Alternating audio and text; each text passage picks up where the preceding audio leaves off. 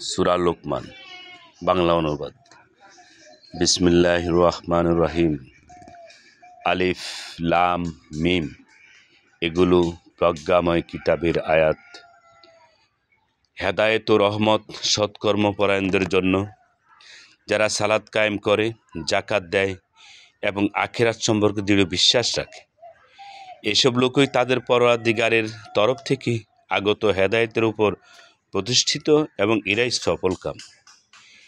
এক শ্রেণীর লোক আছে যারা মানুষকে আল্লাহর পথ থেকে গোমরাহ করার উদ্দেশ্যে অবান্তর কথাবার্তা সংগ্রহ করে অন্ধভাবে এবং উহাকে নিয়ে ঠাট্টা বিদ্রূপ করে। এদের জন্য রয়েছে অবমাননাকর শাস্তি। যখন ওদের সামনে আমার আয়াতসমূহ পাঠ করা হয়, তখন ওরা দম্ভের সাথে এমনভাবে মুখ ফিরিয়ে নেয় যেন ওরা তা শুনতেই পায়নি, অথবা যেন ওদের দোকান বধির। সুতরাং ওদেরকে কষ্টদায়ক আযাবের সংবাদ দাও। যারা ঈমান আনে আর সৎ কাজ করে, তাদের জন্য রয়েছে নেয়ামতে ভরা জান্নাত, সেখানে তারা চিরকাল থাকবে। আল্লাহর ওয়াদা যথার্থ, তিনি পরাক্রমশালী ও প্রজ্ঞাময়। তিনি খুঁটি ব্যতীত আকাশমণ্ডলী সৃষ্টি করেছেন, তোমরা তা দেখছ। তিনি পৃথিবীতে স্থাপন করেছেন পর্বতমালা, যাতে পৃথিবী তোমাদেরকে নিয়ে ডলে না পড়ে, এবং এতে ছড়িয়ে দিয়েছে সর্বপ্রকার জন্তু। আমি আকাশ থেকে পানি বর্ষণ করেছি, অতঃপর তাতে উদ্গত করেছি সর্বপ্রকার কল্যাণকর উদ্ভিদরাজি। এটা আল্লাহর সৃষ্টি। অতঃপর তিনি ব্যতীত অন্যরা যা কিছু সৃষ্টি করেছে তা আমাকে দেখাও। বরং জালেমরা সুস্পষ্ট পথভ্রষ্টতায় পতিত আছে। আমি লোকমানকে প্রজ্ঞাদান করেছি এই মর্মে যে আল্লাহর প্রতি কৃতজ্ঞ হও। যে কৃতজ্ঞ হয় সে তো কেবল নিজ কল্যাণের জন্যই কৃতজ্ঞ হয়, আর যে অকৃতজ্ঞ হয় আল্লাহ অভাবমুক্ত, প্রশংসিত। যখন লোকমান উপদেশ চলে তার পুত্রকে বলল, হে বৎস, আল্লাহর সাথে শরিক করো না, নিশ্চয় আল্লাহর সাথে শরিক করা মহা অন্যায়। আর আমি মানুষকে তার পিতা মাতার সাথে সদ্য ব্যবহার জোর নির্দেশ দিচ্ছি। তার মাতা তাকে কষ্টের পর কষ্ট করে গর্ভে ধারণ করেছে, তার দুধ ছড়ানো 2 বছর হয়েছে। নির্দেশ দিয়েছি যে আমার প্রতি ও তোমার পিতা মাতার প্রতি কৃতজ্ঞ হও, অবশেষে আমাদের নিকট ফিরে আসতে হবে। পিতামাতা যদি তোমাকে আমার সাথে এমন বিষয়ে শরিক স্থির করতে পীড়াপিড়ি করে, তবে যার জ্ঞান তোমার নেই, তবে তুমি তাদের কথা মানবে না এবং দুনিয়াতে তাদের সাথে সদ্যভাবে সহ অবস্থান করবে। যে আবার আমার অভিমুখী হয় তার পথ অনুসরণ করবে।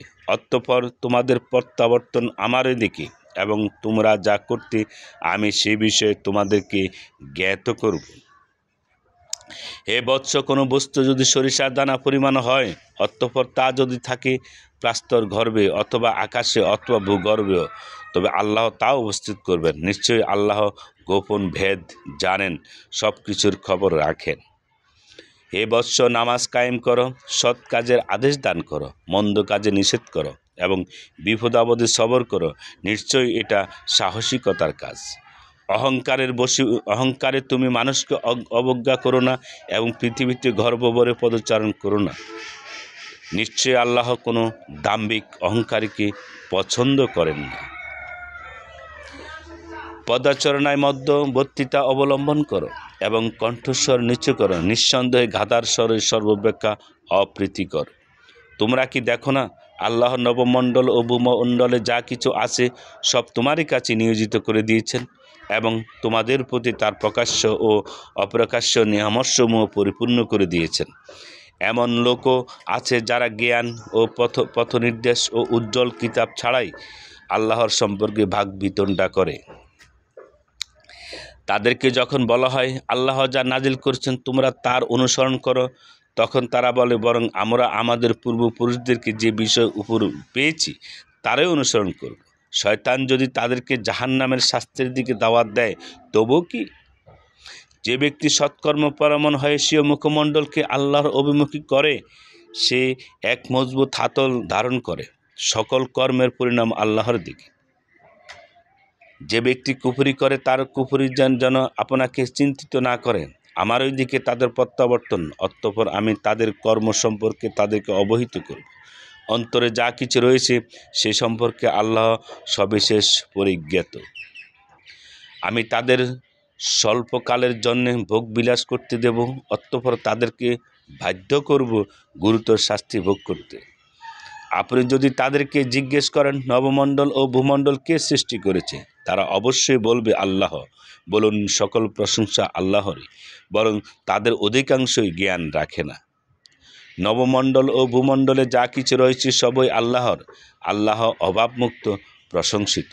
পৃথিবীতে যত বৃক্ষ আছে সবই যদি কলম হয় এবং সমুদ্রের সাথে ও সাত সমুদ্র যুক্ত হয়ে কালি হয়, তবু তার বাক্যবলি লিখে শেষ করা যাবে না। নিশ্চয়ই আল্লাহ পরাক্রমশালী, প্রজ্ঞাময়।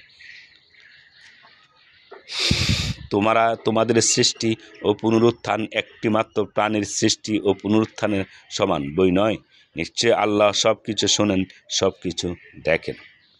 তুমি কি দেখো না যে আল্লাহ রাত্রিকে দিবসে প্রবিষ্ট করেন এবং দিবসকে রাত্রিতে প্রবিষ্ট করেন? নিশ্চয়ই চন্দ্র ও সূর্যকে কাজে নিয়োজিত করেছেন, প্রত্যেক নির্দিষ্ট কাল পর্যন্ত পরিভ্রমণ করে। তুমি কি আরও দেখো না যে তোমরা যা করো আল্লাহ তার খবর রাখেন?